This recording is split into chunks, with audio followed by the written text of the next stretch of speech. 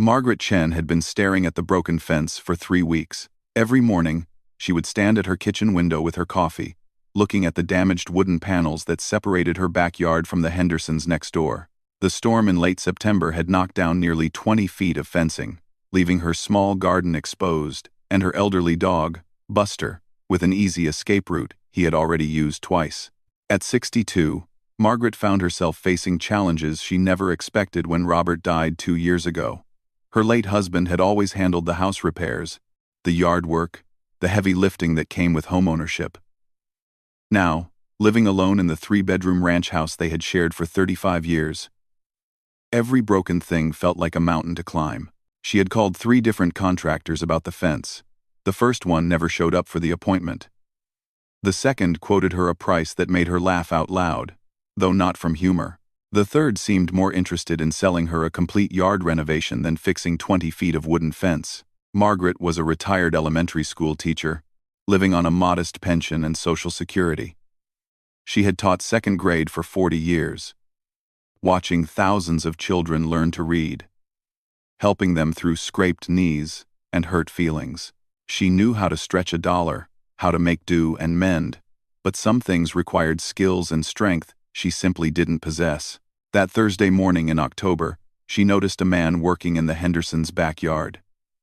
The Hendersons, Jim and Carol, were snowbirds who had left for Arizona the week before. They always hired someone to check on their house during the winter months. But this man was doing more than checking. He was actually working, fixing a loose board on their deck, clearing fallen branches from their patio. Margaret watched him work for nearly an hour. He moved with the steady confidence of someone who knew his way around tools and outdoor work. He looked to be in his mid-50s, wearing a faded denim shirt and work boots that had seen plenty of use. His hair was more gray than brown, and he had the patient way of working that came from years of experience.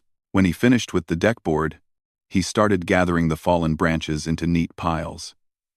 That's when Margaret noticed him looking at her broken fence. He stood there for a moment, hands on his hips, studying the damage like he was working out a puzzle in his mind. Margaret made a decision that surprised even her. She walked outside. "Excuse me," she called over the intact portion of the fence. "Are you the person the Hendersons hired to look after their place?" The man looked up and smiled. It was a genuine smile, the kind that reached his eyes. "Yes, ma'am. I'm David Miller. I do property maintenance and repairs around the neighborhood. The Hendersons asked me to keep an eye on things while they're away. I'm Margaret Chen," she said, walking closer to the fence line. "I live here year-round. That storm last month did quite a number on my fence." David walked over to examine the damage more closely. He ran his hand along one of the broken posts, checked where the panels had pulled away from their supports. "This is definitely fixable," he said. "Most of the posts are still solid. You'd need maybe 4 new panels and some hardware, but the foundation is good." "I've been trying to find someone reliable to fix it," Margaret said. "So far, no luck." David was quiet for a moment, looking at the fence, then at Margaret. "I could take care of this for you," he said. "I've got time this weekend, and it's really not a complicated repair. Would save you from having to deal with the big contractors." Margaret felt a flutter of relief mixed with caution. She had learned to be careful about who she trusted with work around the house. Too many stories from her teacher friends about contractors who took advantage of women living alone. "What would something like this cost?" she asked. David walked along the damaged section, mentally calculating. "Materials would run you maybe $250. For the labor? How about another $150, $400 total, and I guarantee the work." Margaret almost laughed with relief. The last quote she had received was for nearly $1,500. "When could you start?" she asked. "Saturday morning, if that works for you. I'll pick up the materials Friday after work." They talked for a few more minutes about the details. David explained exactly what he would do, what materials he would buy, how long it should take. He answered her questions patiently, never making her feel foolish for asking. When she mentioned that Buster had already escaped twice through the gap, David suggested adding a temporary barrier until he could make the permanent repair. "I'll bring some chicken wire tomorrow and tack it up," he said. "That'll keep your dog safe until Saturday." True to his word, David showed up Friday evening with a roll of chicken wire and some steaks. He spent 20 minutes creating a temporary fence that would keep Buster contained. He refused Margaret's offer of payment for this extra work. "It's just being neighborly," he said. Saturday morning arrived crisp and clear. Margaret had been up early, unusually nervous about having a stranger working in her backyard all day. She had coffee ready and had even baked muffins, though she couldn't quite explain why. David arrived at 8 o'clock sharp with his truck full of materials and tools. He had kept his word about everything, down to the specific type of stain he said would best match her existing fence. "I brought my own lunch," he told Margaret when she offered coffee. "But I'd love a cup of that coffee, if you don't mind." As David worked, Margaret found herself checking on his progress more often than necessary. From her kitchen window, she could see him measuring carefully, cutting each board with precision, taking his time to get everything exactly right. This was not a man who rushed through his work or cut corners. Around noon, Margaret brought him a sandwich and another cup of coffee. David had made impressive progress, and the new section was already taking shape. "You really know what you're doing," Margaret said. 40 years of construction work teaches you a thing or two," David replied. "Started right out of high school. Worked my way up from carrying lumber to running my own crew. These days I prefer smaller jobs like this. More personal, less stress." They talked while David ate his lunch. Margaret learned that David was 56, recently retired from a large construction company, divorced for 8 years. He had 2 adult children who lived in other states, and 3 grandchildren he saw a few times a year. The property maintenance work kept him busy and gave him spending money for his hobbies. "What kind of hobbies?" Margaret asked. "I restore old furniture in my garage," David said. "Find pieces at estate sales and yard sales, bring them back to life. It's satisfying work, seeing something beautiful emerge from something that looked hopeless." Margaret thought about her own house, full of furniture that Robert had always meant to refinish but never found time for. After he died, she had been overwhelmed by all the projects he had left undone, all the things that needed attention. David worked until nearly 5 o'clock, stopping only for lunch and a few short breaks. By the end of the day, Margaret's fence was not just repaired but looked better than it had in years. The new panels matched perfectly, and David had even touched up some old spots where the stain had faded. "It looks wonderful," Margaret said as they walked along the completed fence line. "Better than I hoped." David was packing up his tools, looking satisfied with the day's work. "Should last you another 15 or 20 years, he said. "And if you ever have any problems with it, just give me a call." Margaret paid him the agreed-upon amount, plus an extra $50 that David initially tried to refuse. "You earned every penny," she insisted. "And you gave me back my peace of mind."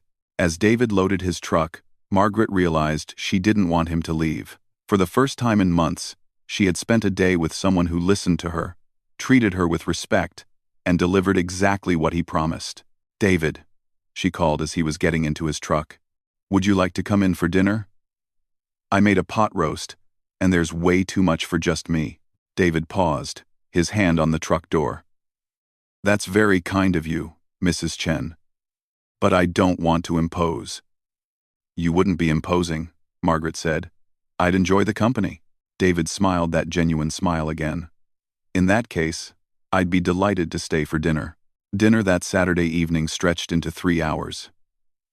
Margaret hadn't talked to another adult for so long in months, and David seemed genuinely interested in everything she had to say. They talked about her years teaching, his construction projects, their children, their deceased spouses. Margaret found herself sharing stories about Robert she hadn't told anyone, and David spoke openly about his ex-wife and the loneliness that had settled into his life after the divorce. Over the following weeks, David found reasons to check on Margaret's fence. First, he wanted to make sure the new stain was curing properly. Then he noticed one of the gate hinges needed oil. Each visit led to coffee on Margaret's back porch and conversations that grew longer each time. Margaret started looking forward to these visits more than she cared to admit. David had a way of making her feel interesting again, worth listening to. He asked about her students, her garden, her opinions on everything from local politics to the best way to make apple pie. When she mentioned that her porch steps were getting wobbly, David showed up the next weekend with his tools. "I was going to call someone about those steps," Margaret said as David examined the loose boards. "No need," David replied. "This is maybe an hour's work, and I've got time." The steps led to another dinner invitation, which led to David helping Margaret clean out her garage, which led to him fixing her leaky kitchen faucet. Neither of them acknowledged what was really happening, but Margaret's neighbors began to notice a truck in her driveway most weekends. In November, Margaret invited David to join her for Thanksgiving dinner. Her daughter Linda was flying in from Seattle with her family, and Margaret was nervous about cooking for 5 people after 2 years of cooking only for herself. "I could use an extra pair of hands," she told David. "And Linda's been asking to meet you." David hesitated. Meeting Margaret's family felt like crossing a line they hadn't yet discussed. "Are you sure that's appropriate?" he asked. "I mean, what will they think about some stranger joining Thanksgiving?" "You're not a stranger," Margaret said firmly. "You're my friend. And friends are always welcome at Thanksgiving." The dinner went beautifully. Linda liked David immediately, and her children, ages 8 and 10, were fascinated by his stories about building houses and fixing things. David helped with the dishes afterward and even fixed the garbage disposal, which had been making strange noises for weeks. After Linda's family left, Margaret and David sat on her living room couch, full of turkey and contentment. "Thank you for including me today," David said. "I haven't had a real Thanksgiving in years." "Thank you for being here," Margaret replied. "I wasn't sure I could handle hosting again. But having you here made it easy." They were sitting close enough that Margaret could smell David's cologne, a clean, woodsy scent that reminded her of her father's workshop. The house felt different with David in it, more alive somehow, more like a home and less like a place where she was just waiting for time to pass. December brought more reasons for David to visit. Margaret's furnace started making odd sounds, and David spent an afternoon getting it running smoothly.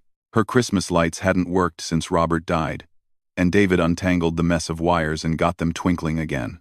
Margaret began to realize that David was becoming essential to her daily happiness. She looked forward to his phone calls, treasured their dinners together, felt disappointed when work kept him away for several days. When Linda called to ask if Margaret was seeing someone, Margaret found herself unsure how to answer. "We're friends," she told her daughter. "Good friends." "Mom, friends don't come over 3 times a week to fix things that aren't broken," Linda said gently. "And they don't look at each other the way you and David look at each other." The truth was, Margaret was terrified. She had loved Robert deeply, completely, and losing him had nearly destroyed her. The idea of opening her heart again at 62 felt both wonderful and terrifying. What if David left? What if she wasn't brave enough to take the risk? The moment of truth came in early January. Margaret's fence had been holding up perfectly through the winter, but a section in her backyard gate had started to sag slightly. David came over on a cold Saturday morning to adjust it. Working in his heavy coat and work gloves, Margaret watched him from her kitchen window as he carefully realigned the gate, testing it several times to make sure it swung properly. She thought about all the Saturdays over the past 4 months, all the small problems David had solved, all the ways he had made her life easier and happier. But more than that, she thought about the way he listened to her stories, the way he made her laugh, the way he had brought life back into her quiet house. She thought about how much she looked forward to seeing him, how empty her days felt when he wasn't around, how safe and cared for she felt when he was there. Margaret realized with startling clarity that she was in love with David Miller. More than that, she realized she didn't want to waste time being scared about it. At 62, after losing Robert, after 2 years of loneliness, she understood that love was precious and rare. And when you found it, you needed to be brave enough to claim it. David finished adjusting the gate and was putting his tools back in their box when Margaret walked outside. Her heart was pounding, but her mind was clear. "David," she said, walking across the yard toward him. He looked up, smiling that familiar smile that had become so dear to her. "All fixed," he said. "Gate should work perfectly now." Margaret stopped a few feet away from him, looking directly into his eyes. She took a deep breath. knowing that what she was about to say would change everything. "Marry me," she said clearly, firmly. "I mean it." David's hands went still on his toolbox. His eyes widened, and Margaret could see the shock, the surprise, the questions racing through his mind. The January air was cold enough to see their breath, and for a moment, neither of them moved. "Margaret," David said quietly, "are you serious?" "I've never been more serious about anything in my life," Margaret replied. "I'm 62 years old, and I know what love feels like. I know what it's like to lose it. And I know how precious it is to find it again. I love you, David. I want to marry you." David set down his toolbox and took a step toward her. His face had gone through several expressions in the space of a few seconds: surprise, confusion, hope, and something that looked like joy. "You love me?" he asked. "I love you," Margaret confirmed. "I love your kindness, your humor, your gentle hands, your patient way of fixing things. I love the way you've brought life back into my world. I love you, and I want to spend whatever time I have left loving you properly." David closed the distance between them and took her gloved hands in his. "Margaret Chen," he said, his voice thick with emotion. "I thought I was too old for this kind of surprise." "Is that a yes?" Margaret asked, her own voice shaking slightly. David smiled, the biggest, most genuine smile she had ever seen from him. "That's a yes," he said. "That's absolutely a yes." The kiss that followed Margaret's proposal happened slowly, tentatively, like two people learning to trust again after years of protecting their hearts. When they finally pulled apart, both were smiling and crying at the same time. "I can't believe you proposed to me," David said, still holding Margaret's hands. "I can't believe I waited this long," Margaret replied. "Robert always said I was too careful about taking risks. I think he would have liked seeing me be brave for once." They spent the rest of that Saturday afternoon sitting in Margaret's living room, talking about what marriage would mean, what they wanted from their remaining years together. David had been living in a small apartment across town since his divorce. Margaret owned her house outright, and it made sense for David to move in with her, but they talked through every detail carefully. "I don't want to erase Robert's memory," David said. "This was your home with him. Robert's memory isn't in the furniture or the walls," Margaret replied. "It's in my heart, and it always will be. But this house has been too quiet for too long. I want to fill it with life again, with our life." They decided on a spring wedding. Small and simple, in Margaret's backyard. Linda was thrilled when Margaret called to share the news, though she pretended to be shocked that her mother had done the proposing. "I raised you to go after what you want," Linda teased. "I just didn't know you'd learned that lesson so well." David's children, Michael and Sarah, were equally supportive when David called them. They had worried about their father's loneliness since the divorce, and hearing the happiness in his voice was answer enough to any questions they might have had. Planning a wedding at 62 was different from planning one at 25.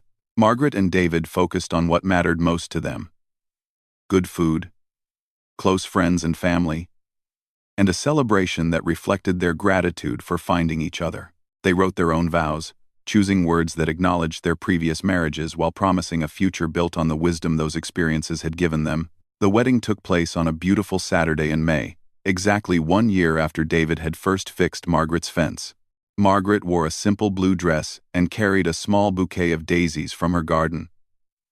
David wore a navy suit and the biggest smile anyone had ever seen on his face. Margaret's backyard was transformed, with white lights strung between the trees and small round tables covered in cheerful yellow tablecloths. 35 guests gathered to watch Margaret and David exchange vows under an archway David had built himself, decorated with flowers from Margaret's garden. "I promise to be your partner in all things," Margaret said during the ceremony, "to appreciate every ordinary day we're given together, and to never take for granted the gift of finding love twice in one lifetime. I promise to keep fixing whatever breaks in your world," David replied, "to listen to your stories, to make you laugh every day, and to love you with the wisdom that comes from understanding how precious and fragile happiness can be." The reception lasted well into the evening. Margaret's former teaching colleagues mixed easily with David's construction buddies. united in their affection for the happy couple. Linda gave a toast that made everyone cry, talking about how her father would have loved David and how proud he would have been to see Margaret choosing happiness again. David moved into Margaret's house the week after the wedding. They spent the summer merging their lives in ways both practical and profound. David's furniture joined Margaret's, and they found room for his workbench in the garage alongside Margaret's gardening supplies. Margaret learned to appreciate the sounds of David puttering around the house, fixing things that didn't really need fixing just because he enjoyed having projects. The first real challenge came in October.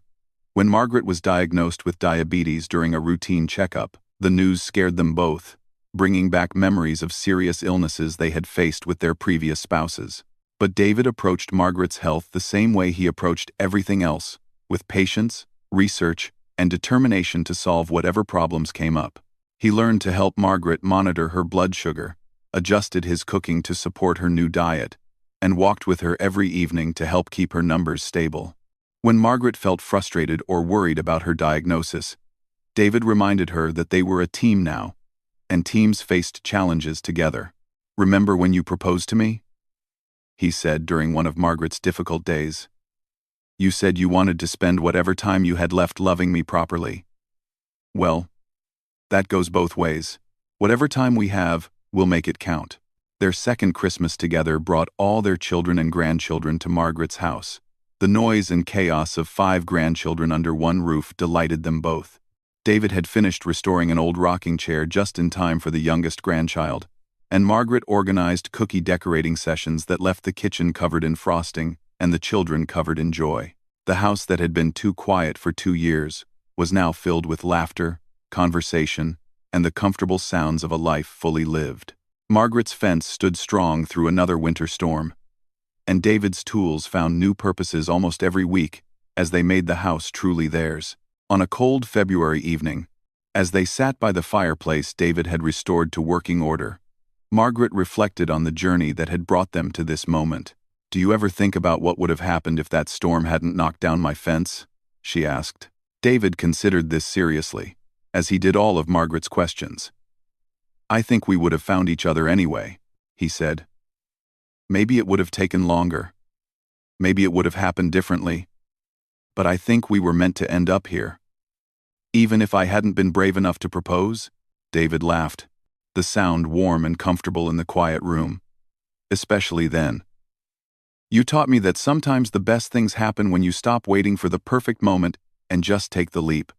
Margaret curled up closer to David on the couch, listening to his steady heartbeat, feeling grateful beyond words for the courage she had found that January day. She had learned that love doesn't follow schedules or wait for convenient moments.